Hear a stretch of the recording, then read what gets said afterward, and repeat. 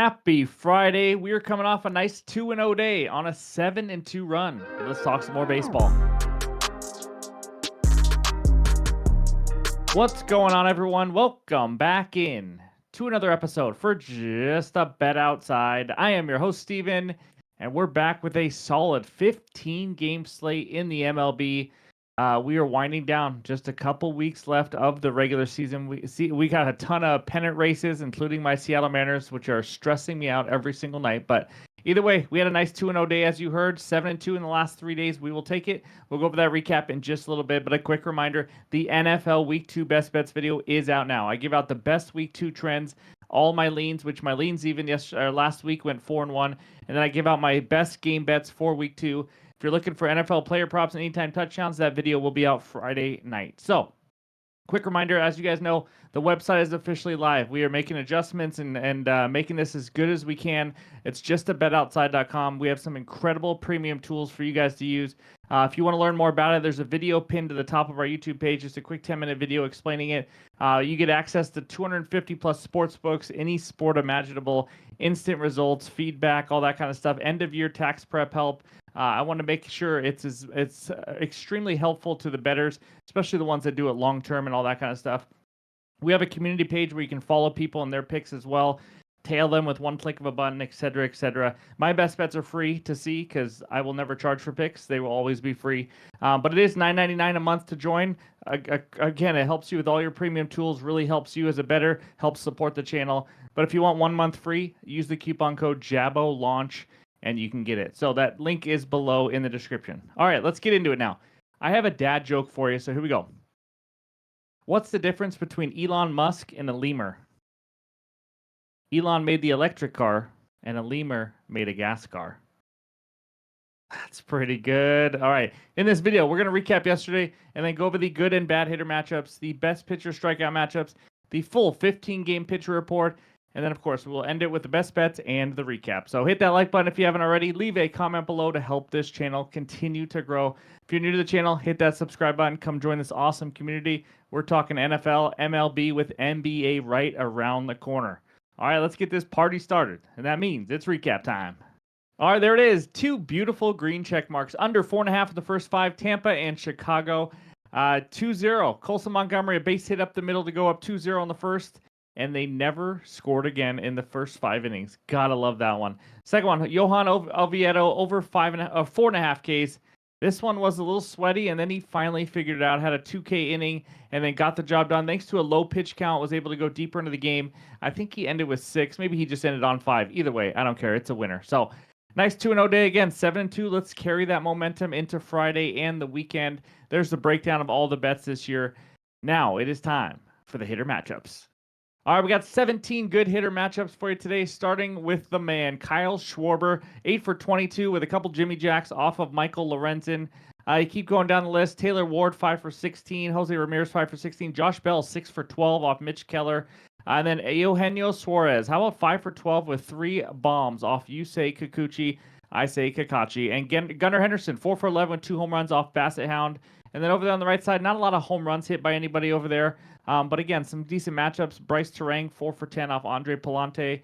Some 3 for 9s, 3 for 8s with Josh Naylor against Kikuchi, 3 for 8. And Teoscar, 3 for 7 off of Verlander. So that's what we got for the good hitter matchups. Now let's take a look at the bad hitter matchups.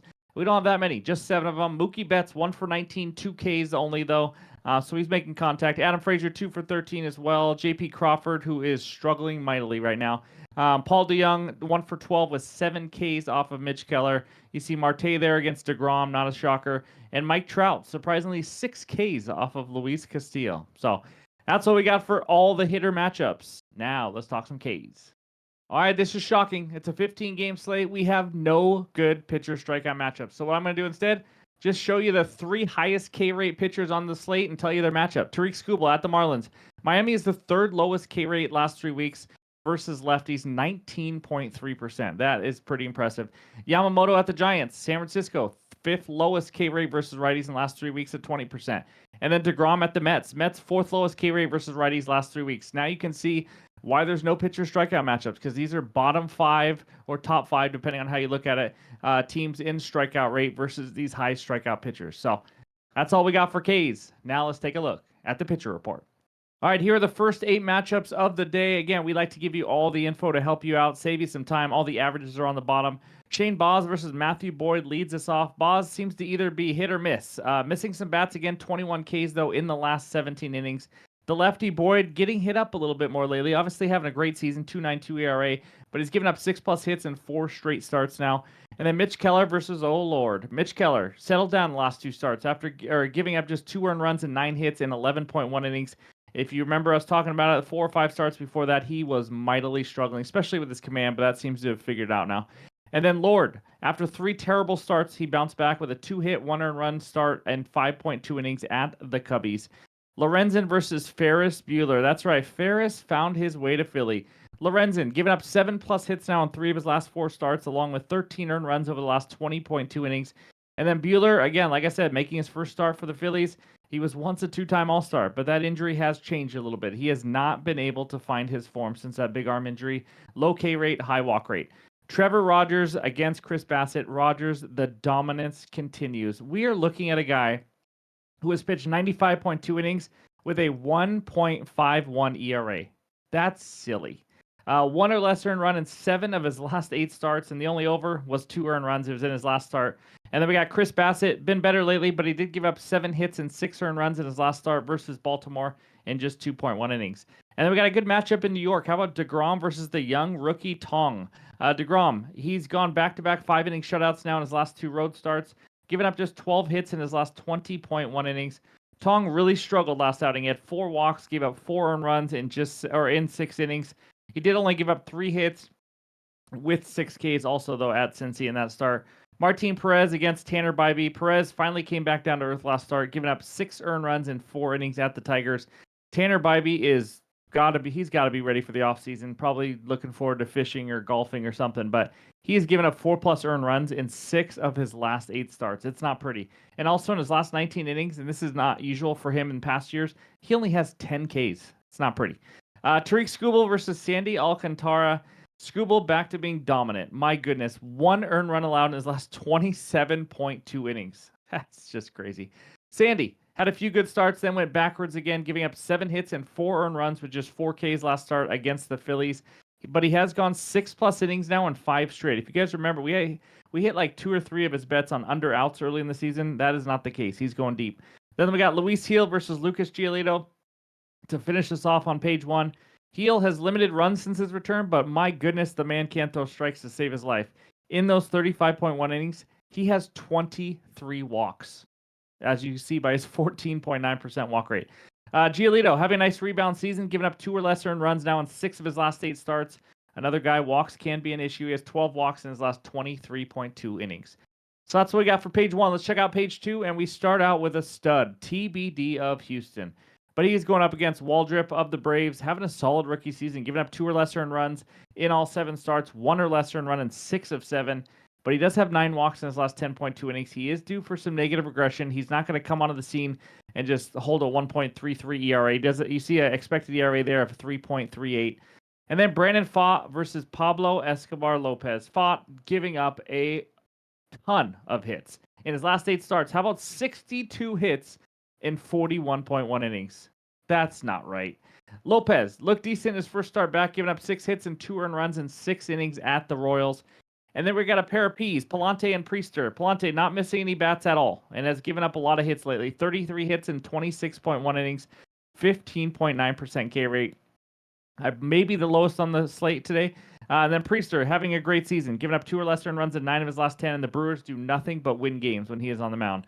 And then we got Gordon versus Sears. It was Cease, and then it got changed right before this, so I had to change it, but just keep an eye on it and make sure it's Sears. But Gordon had a few good starts in a row, then gave up 6 hits and 6 earned runs in 3.2 innings versus the Padres. Sears hasn't pitched since August 25th. He only went 58 pitches in that one. It's been an inconsistent season for Mr. Sears. And then we got Singer of the Reds going up against another stud, TBD of the A's. Singer's actually pitching really well lately. He's gone 6 innings now in 5 straight starts and given up just 19 hits, 6 earned runs in his last 30 innings. Now, Kikuchi versus Castillo, a pair of struggling pitchers. Kikuchi, it's been an absolute nightmare for him lately. How about 6, 5, and 7 earned runs in the last 3 starts with 8 walks?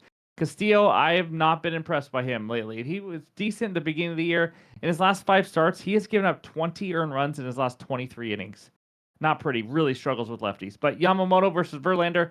Yamamoto been rolling lately. In his last 2 starts, he went 7 and 8.2 innings with 20 total Ks, 5 hits, and 2 earned runs. I mean, he is absolutely dynamite. That's a word. But he was 1 out from a no-no in his last start, as you guys remember, and they ended up losing the game outright. And then Verlander, coming off back-to-back shutouts, going 11 total innings, giving up just 6 hits and 16 Ks against Baltimore and St. Louis. So the old man is finding his groove.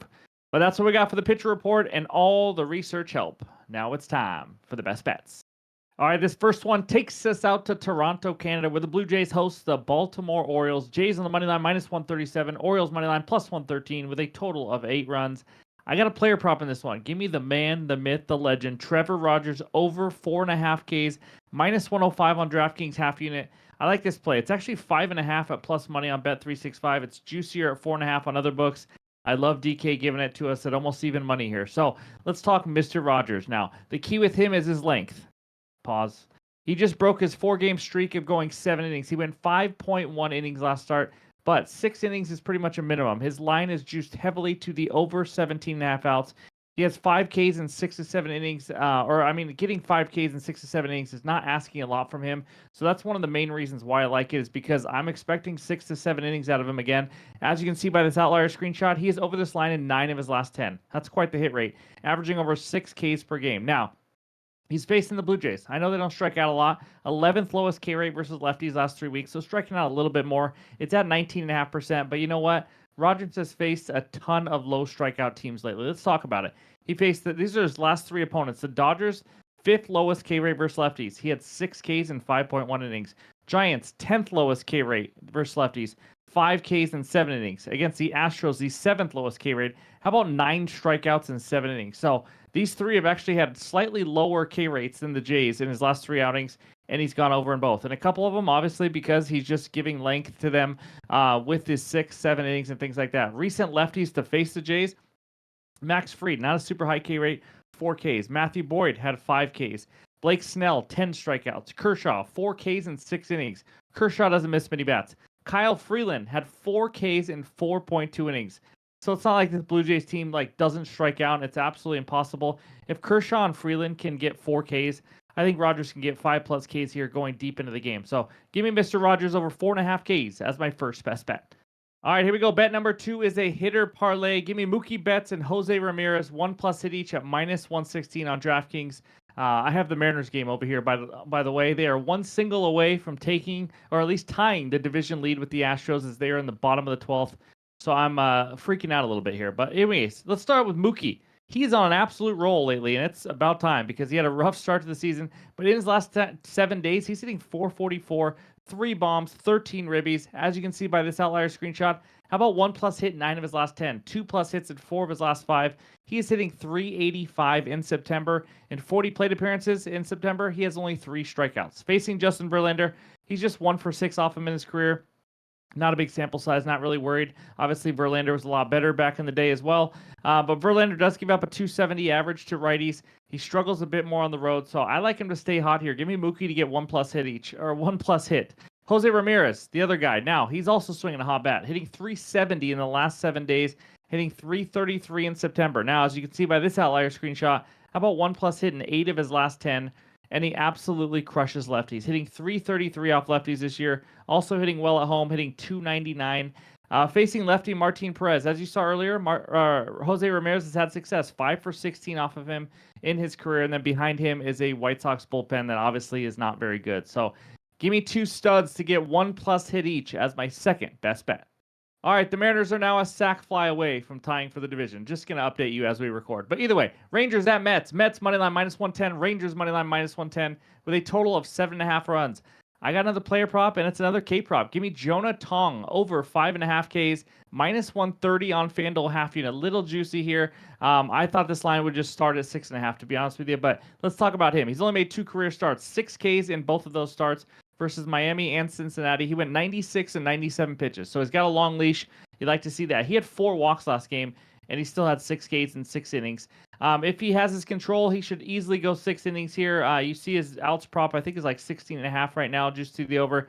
He had 13 whiffs last start, which was a good sign. In his last start, he had a lot of chances for more Ks. He had 2 strike counts, all that. And remember, in the minors, this guy was insane. He had a ridiculous 179 Ks in 113 innings. That is pretty impressive. The Mariners just walked it off on the corner of my eye, and they are now tied for the AL West, baby. Yeah.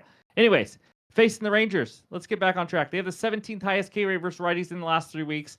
Recent righties to face the Rangers: Peralta 9 Ks, Chad Patrick 6 Ks, Hunter Brown 8 Ks, Gallon of Milk 5 Ks, Chris Matt 3 Ks, super low K rate, not worried about that. Ryan Nelson even had 7 Ks. And then Soriano and Lorenzen are also 2 other pitchers that went over this line in the last 3 weeks versus the Rangers. So he is very capable here of getting 7 or 8 Ks if he has good command as well. This will be the first time the Rangers have seen him, obviously. I like him to go over for a 3rd straight start. So give me Tong to Tong Tong Tong over 5 Ks as my 3rd and final best bet. Now, if I have any added plays, which I'm sure I'll have at least one, it will be in the pinned comments below on X and on Discord. So before we get out of here, let's check out the recap. All right, there it is. My 3 best bets so far. Rogers over 4.5 Ks for a half unit. Mookie Betts, Jose Ramirez, 1+ hit each for a half unit. And Jonah Tong over 5.5 Ks for another half unit. Thank you guys for watching. As always, really appreciate the support.